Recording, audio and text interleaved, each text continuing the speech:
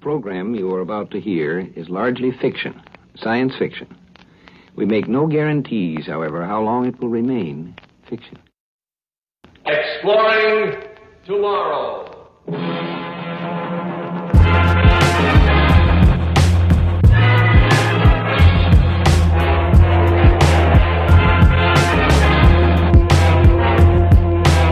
The problem of dealing with robots is a rather peculiar thing. You know, when you deal with another human being, you can say, well, you know what I mean. And you can say, yeah, I see what you mean. What do you mean? Well, it looks like it's going to be a good night. The low cloud cover seems to be lifting. If you're sensitive, you can just feel the magnetism bristling in the air. When you're dealing with a robot, though, you have a different situation. If you say, you know what I mean, the robot says, no, tell me. Exploring tomorrow. Isn't that what you're here for? Oh, yes. Oh, you mean you actually believe you saw something from outer space around here? I didn't say where they were from, just that I've seen them. Well, you know, you're kind of an oddball, aren't you? I mean, what do you think all the rest of these people are here for? The problem of dealing with robots is a rather peculiar thing. You know, when you deal with another human being, you can say, well, you know what I mean. And you can say, yeah, I see what you mean. When you're dealing with a robot, though, you have a different situation.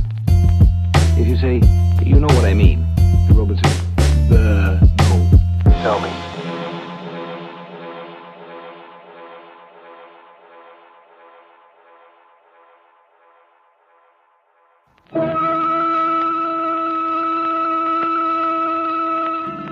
Why is the car slowing down, Colonel?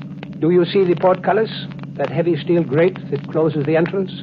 That, too, is controlled by the robot brain. The Baron certainly seems to be well guarded. Very well guarded, indeed, Mr. Martin. It is difficult for anyone to get into Castle Decklitz. It is even more difficult to get out. The brain is not in this car, Mr. Martin. This vehicle is guided by remote control. The actual brain of the robot is in an underground chamber beneath the Castle Decklitz. Oh? Yes. Baron's castle may look on the outside as though it were 1,000 years old, but the equipment within is quite modern. Well, I have to admit that it's pretty convenient to have robot-operated remote-controlled transportation. All of the Baron's transportation works this way. His cars, his aircraft, his boats, everything. Sounds as though Baron Decklitz runs the whole country by remote control. With a robot like that around, it's a wonder he needs any human helpers.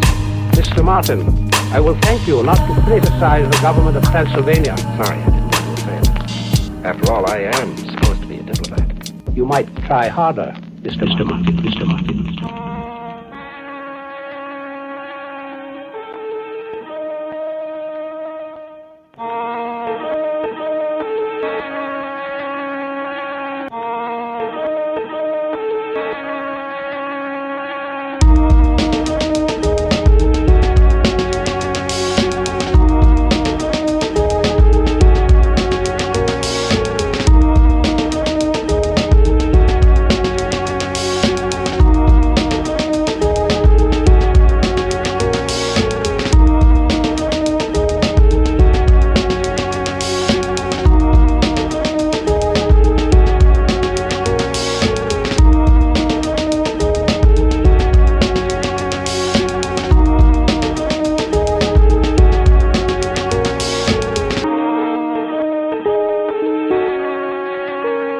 A machine, no matter how complex and intelligent it may appear, is still a machine. The trouble with a machine is that once it's set to do a particular job, it doesn't do any good to argue with it. The only way to stop it is to shut it off or wreck it. Jim Martin was in no position to do either. It was kind of like being in an automatic elevator with the controls stuck. It was going where it was going, and there wasn't anything you could do about it. Now stop. Before you put your hand in your pocket, Mr. Martin, let me warn you not to try to draw a gun. I assure you that if you tried it, you would be detected by my robot and you would be shot down where you stand long before you could aim your own gun.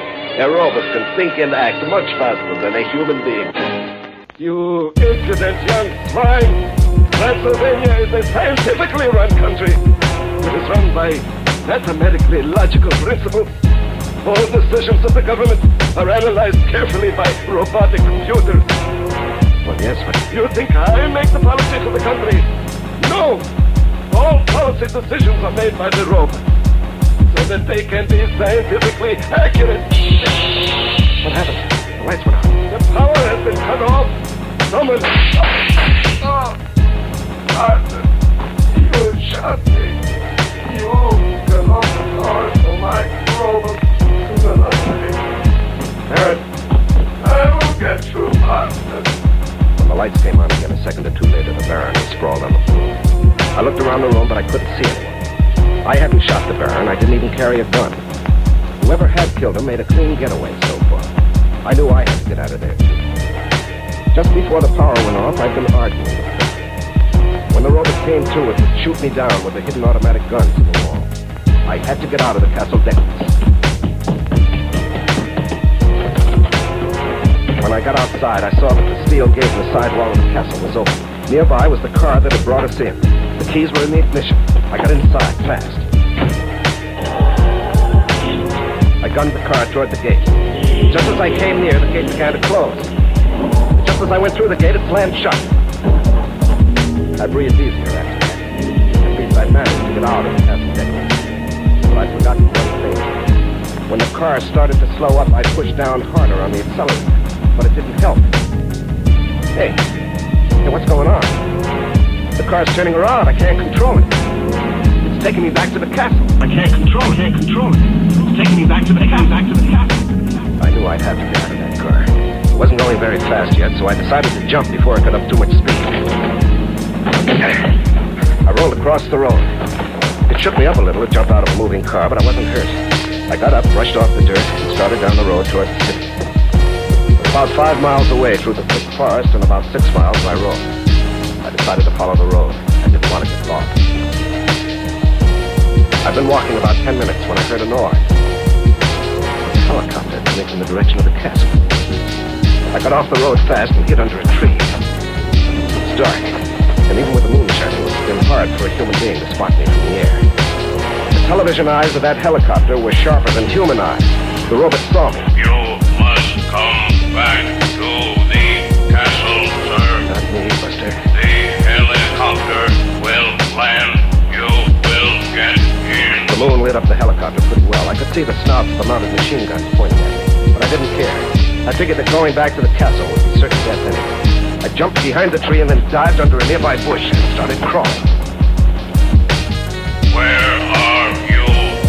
You must come back. Where are you? You must come back. Where are you? You must come back. Where are you? You must come back.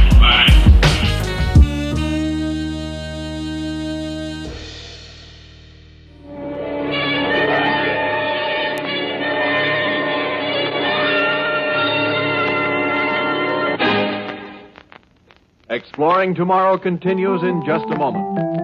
All of us as American citizens believe in our inherent liberties and freedoms, such as the freedom for educational, social, and economic opportunity. Our American system of education is the fertile soil which feeds the roots of democracy. By teaching us to think for ourselves, it has given us a deeper understanding of life around us and the ability to regulate our thoughts and opinions. But we must always be alert to the fact that with this freedom comes a responsibility. The responsibility of using our opportunities to their best advantage so that we benefit from them not only as individuals, but as a united nation. Accept that responsibility and ensure your freedom. The helicopter took me back to the castle necklace. When it landed in the courtyard, the robot had more orders. Go into the main hall. The Baron wants you. I walked back to the room where the Baron had been shot. My hunch had been right. The Baron, stubborn old cuss, had refused to believe that he was dying. He wanted to teach me a lesson.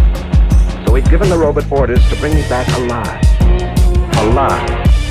So that meant that if anyone threatened my life, the robot would have to stop them. and it used its automatic machine gun to do it. It didn't matter to the robot that the Baron was dead. As long as the Baron's hand was on that control button, the robot had to obey its orders. It had hunted me down and brought me back. I walked over to the control panel and talked into the microphone. Robert, you will obey my orders now. Yes, sir. Very well. As soon as I leave here, you will cease operation. You will turn yourself off. You will never operate again. Do you understand? Yes, sir. Fine. Now I'm going to go out and take one of the Baron's cars. You won't need it.